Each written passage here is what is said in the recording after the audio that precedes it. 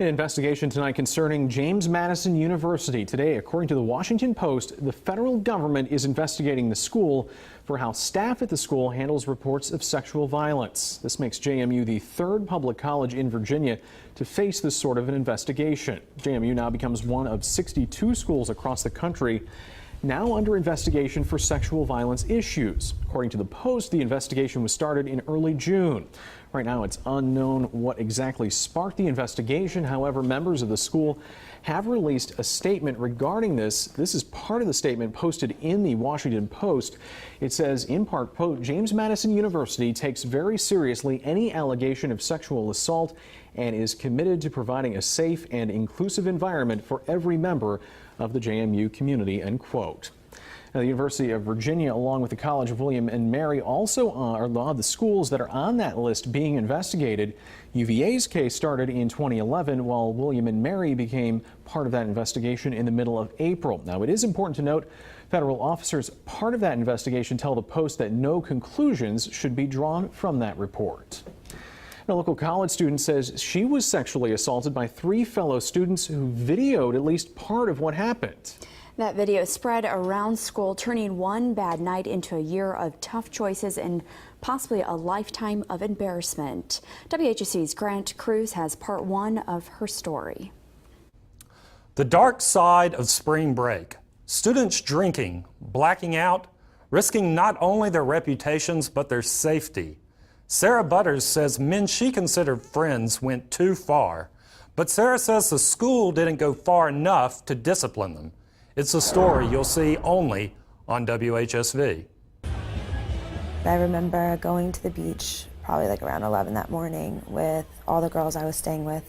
We met up with a lot of JMU students. There was definitely like close to probably 100 students all on the beach from JMU, drinking together and hanging out. Sarah Butters was like a lot of sophomores at James Madison University, planning to cut loose with friends on a spring break trip to Panama City. But that, combined with some foolish, though not uncommon choices, set her down a road she never saw coming. Probably like early evening, everyone started to head back in, and they kind of had like a small gathering at the boys' condo. And the last thing I remember is being in there with probably close to 10, 15 other people. And that's the last thing I remember that day. Sarah says she started hearing gossip about what happened the night of March 3rd, 2013, while she and her friends were still in Florida. There were confrontations, questions, and denials. It wasn't until she returned here to Harrisonburg that the rumors and grainy images from a cell phone camera brought the disturbing events of that night into focus. Once we got back from spring break and got to JMU, it started spreading around more, and more people were finding out about it, more people were contacting me about it.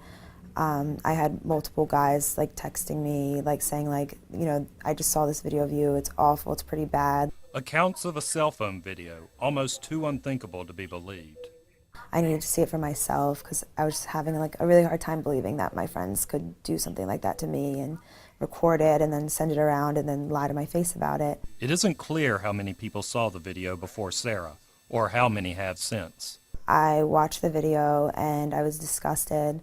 I don't know, it was just really humiliating that so many people had seen that. Topless, by all appearances, drunk.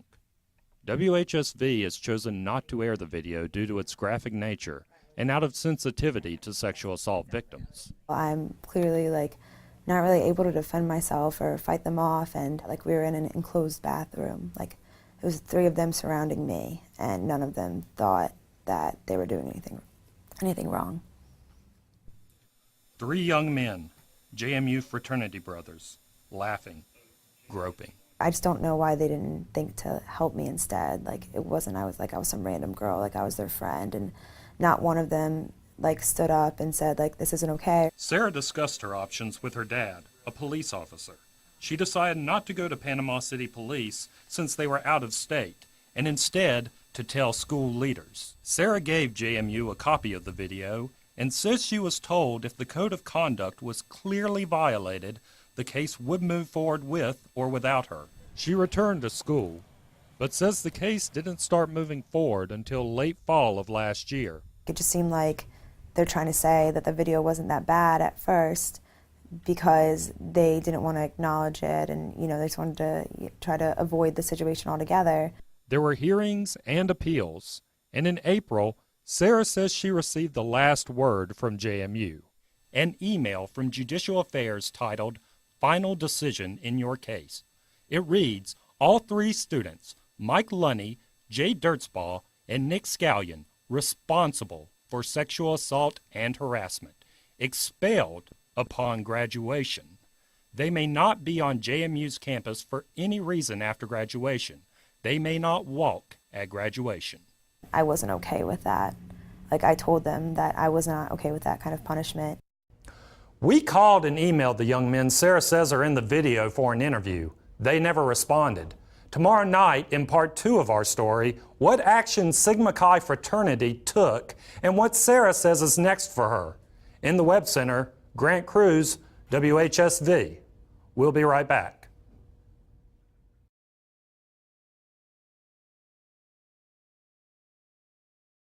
Part 2 tonight of our story on the fallout of a drunken night of partying. Yesterday, we introduced you to a former JMU co-ed, Sarah Butters, who said she was sexually assaulted by 3 fraternity brothers on a 2013 spring break trip in Florida. Tonight, WHSC's Grant Cruz tells us how the university responded and why Sarah says it wasn't enough. You're looking at video from the webpage of Sigma Chi's JMU chapter. The fraternity wouldn't reveal many specifics, but did say members were kicked out a year ago after a co-ed said she was sexually assaulted. Sarah Butters says JMU's ruling in the case came a year later. This email, dated April 3rd, 2014, shows the final word from James Madison University. It shows 3 of her fellow students responsible for sexual assault and harassment: Mike Lunny, Jay Dirtsball, and Nick Scallion, expelled, but not until after graduation, and only allowed at school for classes. It's a story you'll see only on WHSV. I don't think they had my best interest in mind when they gave them the punishment of expulsion after graduation. We asked for an interview with James Madison University President Jonathan Alger and Judicial Affairs Director Josh Bacon. They declined, and the school sent this statement instead. Quote, James Madison University takes the safety and well-being of our students very seriously. Consistent with federal law, the university has thorough processes in place under which complaints are investigated and reviewed, and which include students, faculty, and staff. Also consistent with federal law, the university is forbidden to discuss any resolved or active judicial affairs cases. End quote. I think the school cares more about their image and their reputation of maintaining a safe environment than they do actually protecting the students. I sat down with Jasmine Brock, adult advocate at the Sexual Abuse Resource Agency. A lot of people drink. There are a lot of people who get drunk. It's a reality of life, but most people do not commit sexual assault. So, that is an excuse that we accept here. It's not an excuse that we think society should accept. Sarah says 2 of the men in the video graduated last month, but one is set to return in the fall if he chooses. I called the men more than once and emailed them, but never received a response. Sarah says she won't be coming back to JMU to finish college. This is my family's worst nightmare. They aren't here to protect me, and they're really upset that something happened and stuff, and it really took a toll on us and has been hard on all of us. What about dangers facing other college co-eds? Hopefully nothing happens, but I don't want to give people that false sense of security, because you don't have to worry so much about the perpetrators who you know and that people know did something. It's most of them we don't know. And if you're asking why JMU has any responsibility for something that its students did hundreds of miles away, according to the student handbook, quote, James Madison University reserves the right to hold students accountable for off-campus behavior that falls within the jurisdiction of the university. Examples of such off-campus behavior would include, but not be limited to, crimes of violence and/or sexual assault as determined by the Office of Judicial Affairs. It just really disgusts me that JMU, is still going to give diplomas to people they find responsible of sexual assault and sexual harassment. Now, I spoke with the executive director of Sigma Chi, Mike Church. He wouldn't give me much information about the case, but when I asked him, why would the fraternity suspend these guys and not the school, he said the two have different standards. The only thing I can say that I regret is drinking as much as I did. But if I would have gone back to, that day and drank half as much as I did, I probably still would have been hanging out with, similar people because those guys were my friends. It doesn't matter what you were doing leading up to it. If you didn't consent or can't consent, whatever those reasons are, I don't care what the reasons are why consent couldn't happen. Now as Sarah decides what is next for her, she is closing the book on JMU, but says her work isn't finished. My case is over with. I can't really change their punishments or do anything about that, but I can make sure that something like this doesn't happen to anyone else. Tomorrow night is the final part of our story, and if you are a parent, this is a story you need to see.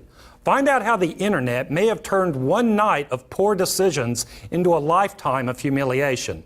In the Web Center, Grant Cruz, WHSV. We'll be right back. This next story is for you. Wherever you go with other people, chances are someone is going to have a cell phone camera. In the finale of our three-part series, WHSV's Grant Cruz, he's talking to a student who was sexually assaulted and whose privacy and reputation ruined by technology. Studies show 1 in 4 women will be sexually assaulted before leaving college, 80% by someone they know, and 50% involving alcohol. Startling statistics. But as one JMU family learned, social media can give these tragedies a life of their own. It's a story you'll see only on WHSV. Someone called me and said, your name's not on it yet, but there is a post about the 2 boys on School Dirt talking about what happened with you. You Google our names, and it's one of the first things that comes up now. Sarah Butters says she was drunk and sexually assaulted during spring break of 2013. She says one of the 3 JMU fraternity brothers that took advantage of her made a cell phone video. It spread like wildfire. It was pretty humiliating that it was being talked about online. The video had already gotten sent around to dozens and dozens of people and was talked about between even more than that. People were hearing about it, and then now they can read it online. Anonymous posters shared what they had heard about the assault, asked if anyone had seen the video, and named the people involved, even the victim. Now, it took less than 90 seconds to shoot the Sarah Butters video. Let's see how long it takes to get something like that online from a cell phone camera.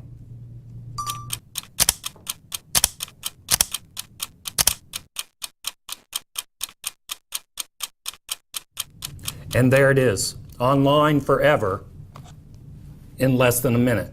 It was just it was made public, and it was just out of my control, and then it was on online, and there wasn't anything I could do about it. JMU declined to speak with us about School Dirt after the Sarah Butters case. But last year, JMU spokesman Bill Wyatt discussed School Dirt and gossip websites with me. When asked if students would be warned or alerted to the existence of the website, we don't feel the need at this point to provide another forum for these websites to proliferate and for the vile things that are being spread on these websites. There's not a lot for the university to do right now because everything is anonymous. not everyone at JMU agrees. Universities don't want to be police departments. But that's the last thing in the world they want to do. But in fact, we are. We have a judicial code which we enforce. I spoke earlier this year with JMU political science professor Bob Roberts before the Sarah Butters case came to light. He says that James Madison and other state colleges could push lawmakers for power to subpoena Internet Protocol, or IP addresses. This would reveal where the posts are coming from. At least come up with some way to deal with it. In other words, some solution to it. Because if it is as bad as it may appear to be, it can have devastating consequences to students. For now, rumors about what happened between Sarah and those young men remain online, at the fingertips of future employers, boyfriends or girlfriends, anyone on the web. Even like my friends, like it's affected all of them as well. I've like lost friends. I've, you know, like my relationship with my family isn't going to be the same. Recent court rulings against Google and websites like thedirty.com show a growing shift among judges in favor of individual privacy rights. Virginia Delegate Mark Keim is backing a new cyberbullying bill he hopes will address defamation issues presented by websites like SchoolDirt. The White House is targeting college sexual assault, which it calls an epidemic. President Obama has established a task force to prevent sexual assaults at colleges. 2 JMU students have been asked to serve on that panel. In the Webb Center, Grant Cruz, WHSV. Now, since the first story of our series aired on Tuesday, there's been a huge response from the community. Today, we received some new statements from James Madison University, as well as the Rape, Abuse, and Incest National Network. To see what they're saying about the story and watch all 3 parts again, you can go to WHSV.com.